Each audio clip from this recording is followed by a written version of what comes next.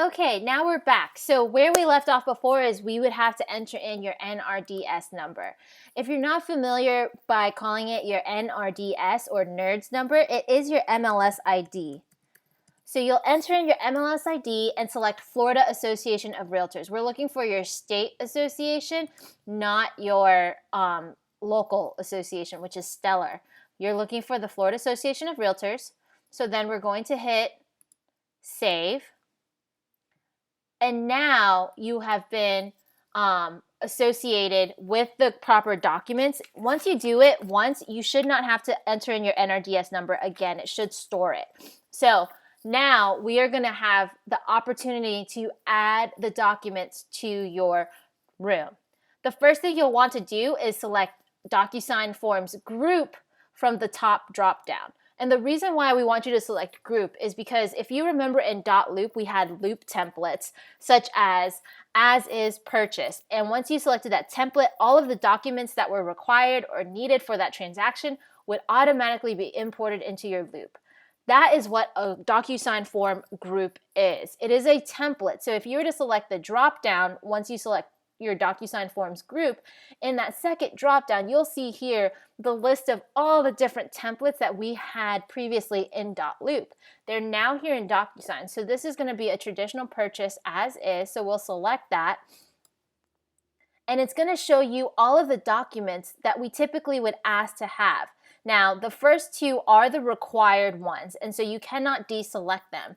The other ones, you can either click on Select All to have all of them placed into your DocuSign room, or you can go through and uncheck the ones that may not apply. So if there's no defective drywall, if the house is older, if its house is newer, then you wouldn't necessarily need the lead-based paint disclosure, so on and so forth. So let's say that we just need these following documents. So you can select and pick which ones aren't. The ones that are in red here and also are not able to uncheck are required, so you do have to put those in. Now we have the 9 forms that we think we need, and we'll click Add.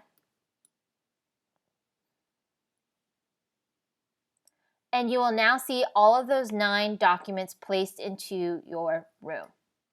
Now, once the documents are here, you can open up the contract. So here's the as-is contract. And you'll be able to review the contract as it's loading. Let's give it a second. So you see here how the information has now been auto-populated. So you have fields that can be filled out. So this is where you would then put in the property tax ID and the legal description, because we do not have those fields to auto-populate quite yet.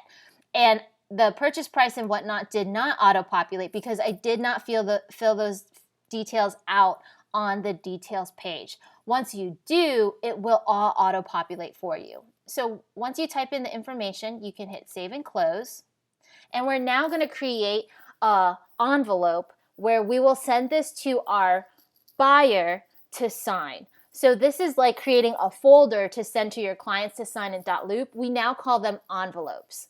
So what we do is we will select all, because we will need signatures on all of these documents from our client. And we're going to click on the pen icon right here that says DocuSign, right? So we're going to click on that icon, and now we're going to go into creating the envelope.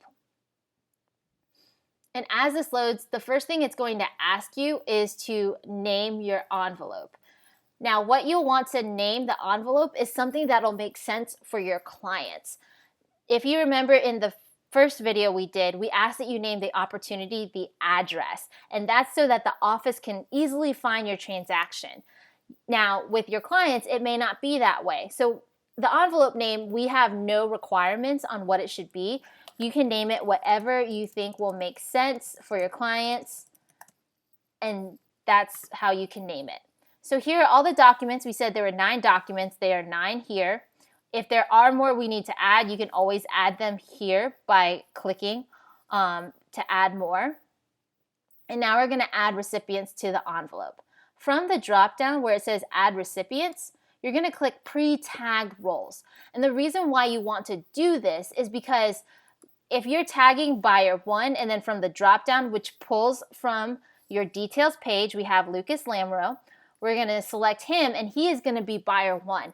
This is in effect assigning all the signature fields that DocuSign has already predetermined for buyer 1 to Lucas. And so then when he receives the envelope to sign it, he can go bam, bam, bam, and quickly sign it and not miss a field. That's another bonus of using DocuSign. Because they've already pre-populated the fields for you, there is a lesser chance of your clients missing a signature box. So when you do submit your opportunity for compliance, there's a lesser chance of it being returned to you for a missed signature or missed detail. So you always want to use pre-tagged roles. And then we're going to hit add selected. So now it says buyer 1 is Lucas Lamro. Here is his email and he needs to sign.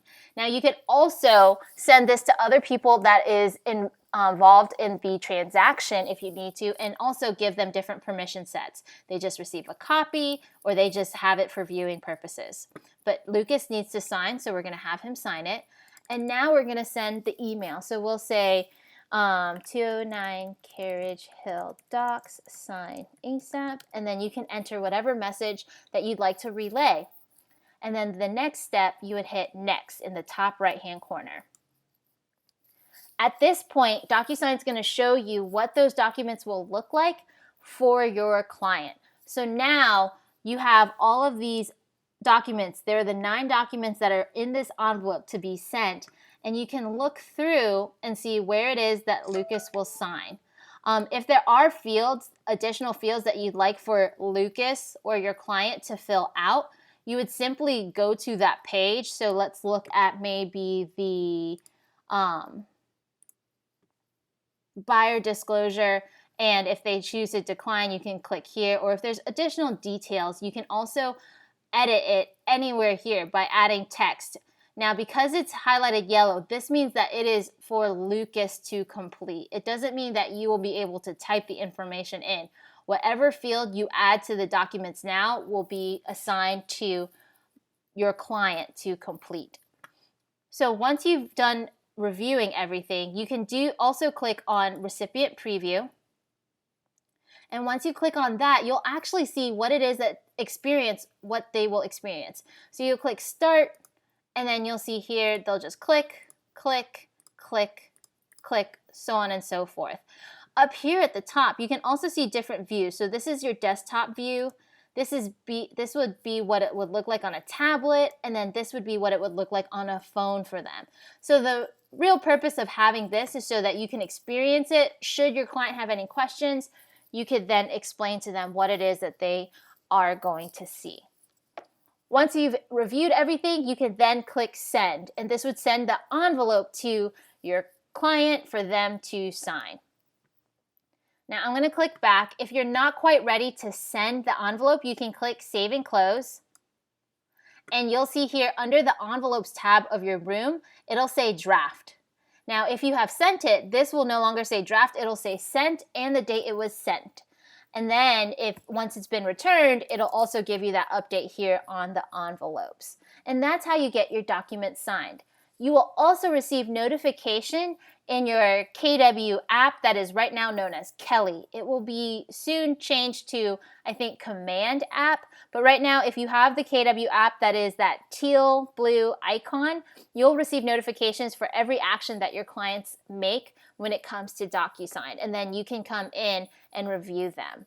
So that is how you send documents for signatures in DocuSign and utilize your DocuSign rooms. The very last thing I will touch on is this My Docs tab. You can actually upload your documents here. So say you charge your clients more than the $254 for the Market Center commission fee, you can actually download the document and make the adjustment for yourself, and then you can upload it here into My Documents, and then you would pull the Market Center commission fee form from your own documents into the room and have them initial that version rather than the other version that says only $254. So that is what the use is for My Docs. If you have other details that you have edited from our Market Center documents.